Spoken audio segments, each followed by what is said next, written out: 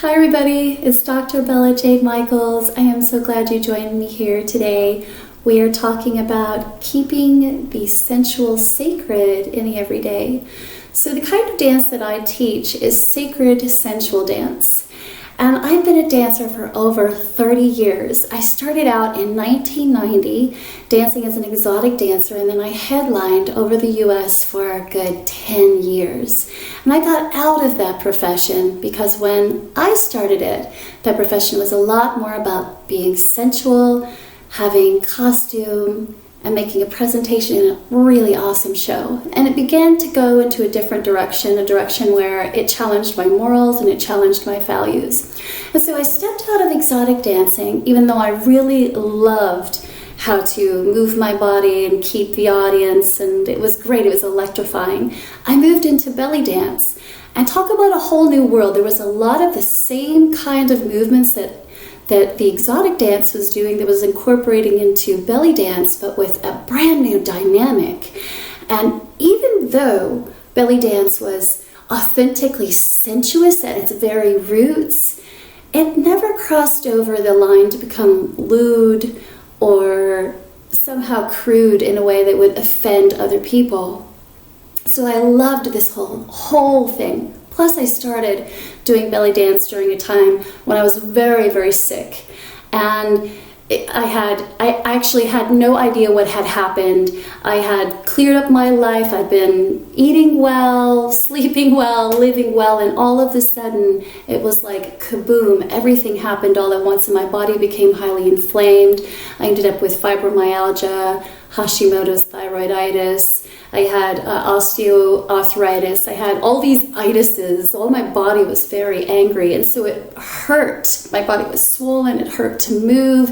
It hurt to get into positions, and I'd already had 10 to 15 years prior dance experience. I'd also had my personal trainer's certification, so I couldn't figure out how my body had gotten so ill if I had so much information. I'd been consistent. But it turns out that the body is highly responsive to emotions. And I was going through a great deal of emotions during that time. It was a pivotal change in my life, for sure. And my body it said, well, since you're in a place to listen, here's boom, it just birthed it all up. And I went to my doctors and I said, we have to do something. I'm hurting all over. And all they could give me were pills. They could not give me anything else. They said that you're incurable. I'm sorry. This is how it's going to be for the rest of your life. I was walking with a cane. Now I was 28 years old. I was hurting that much. It hurt to sleep. It hurt to be awake. It was a mess. And they pretty much left me high and dry, but I didn't believe that. I mean, I didn't even give it an ounce of belief. I was like, that's your perception. This is how you think, but that's not the end of me. And I took it down to paper. And I had started to create movements just to open my body very, very gently. It took time. It really took time to get into those things and really understand. I found also there were some foods that I was eating that was causing inflammation. And just the stress of what I was going through every day was just enough to shoot off bombs. So I started belly dance. And you know what? I had a conflict in the beginning because I'd come out of a place that was really sexual. And it had the whole ambience of the sensuality that went over it into something that was creatively, artistically sensual and highly sacred, because this dance is older than I can even trace back to. We have explored it. If you look all over the globe, there is some form of feminine dance that moves and gyrates a woman's body so that she is aligned and harmonious, with more tolerant even. She radiates with a vibrance, and we call that essence sensuality. It's not something you can put your finger on, and it's not really a form of sexuality. Sexuality is the byproduct of sensuality. If you can look through some of these amazing cultures, my teachers were fantastic. I had teachers come from North Africa. They taught me Berber. They taught me Bedouin dances. And then I had people that taught me from Egypt.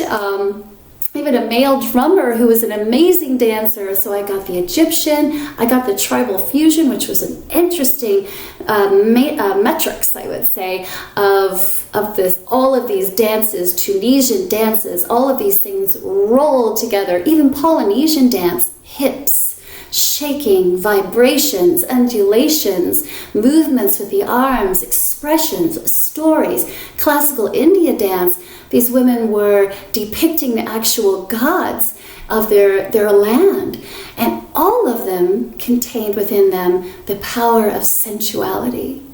So, when we're getting into this space of dance, we're going to the oldest, most sacred power we've ever known.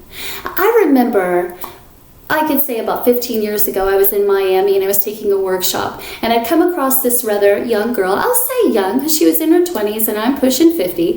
So I asked her, I said, what is it? This dance is so incredibly, I said it was godlike. It was amazing, the way it moved through you, and it was so sacred. And you know what she said?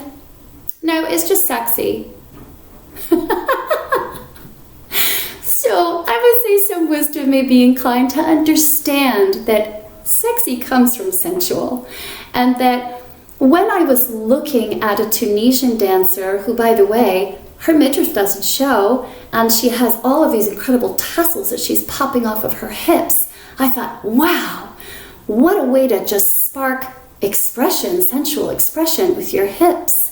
When I was looking at the Bedouins and their hair was adorned with medals, and you could see these, the Berber tribe was dancing very close together and very unified, and even used their movements to birth their children into the world, I could see that sensuality was a power that was appreciated and respected. It was even honored. Once upon a time. We want to get that back, because the power of our sensuality really gives us the power that we're born with, the power to be more intuitive, the power to feel more alive, the power to think more clearly, the power to run faster, to charge harder, to be more successful. It has within it the network, or the making up of miracles that come from your body. It's fabulous. So I'm not saying that you should just go around and just, flaunt and just be sexy. That's not what I'm saying. I'm going to go deeper, because often we find that the reason that we battle a little bit of the sensualness is that we have stuff attached to it. We have, for the most part, most of our family, I know my mother was always like repressing me from that. Do not, wait. You're supposed to just repress it, and then when you get to be old enough, then you're supposed to know what to do with this and your husband and all this and your sensuality. But don't dare express it now. We can't be doing that. And so I was totally confused. So I had to go through and really work on a lot of shame, a lot of not enoughness. And I know that exists in the world all over. Social media blasts it everywhere. These unbelievable views of women that have been shot up with Botox, fillers, all kinds of other stuff that makes their faces look distorted, crazy. The things that we've done to our bodies just to try to fit in have been terrible and atrocious, and completely unwarranted, because, and I'm not saying I don't agree, I disagree with any cosmetic surgery. I don't, okay? I feel like if it makes you feel better and it makes you feel wonderful, but be you in it. Love you in it. Don't go chasing after it because you need to be someone else. You're just going to end up terribly unhappy, and it's never going to be enough. So we're keeping the sensual sacred in the everyday. We're just honoring our authentic feminine power, our genuine life force, this space in us that is the wow factor. I mean, everyone can say that women are beautiful. Why are they so beautiful? It's like, as in nature, you see that sometimes it's the men who are just so amazingly charming. They have this attraction. I'm saying embrace it today, embrace it tomorrow. And when things come up that want to stop you from feeling that charge, that amazing energy, maybe journal it a little bit, do a little shadow work on it, have a quiet moment of meditation where you can ask this inner part of you, what is it you're so afraid of? Because it's always fear of rejection. It's always a fear of something. It's always a fear of not being enough. And so we're going to tap into being sensual, empowered by our feminine creativity, empowered by this.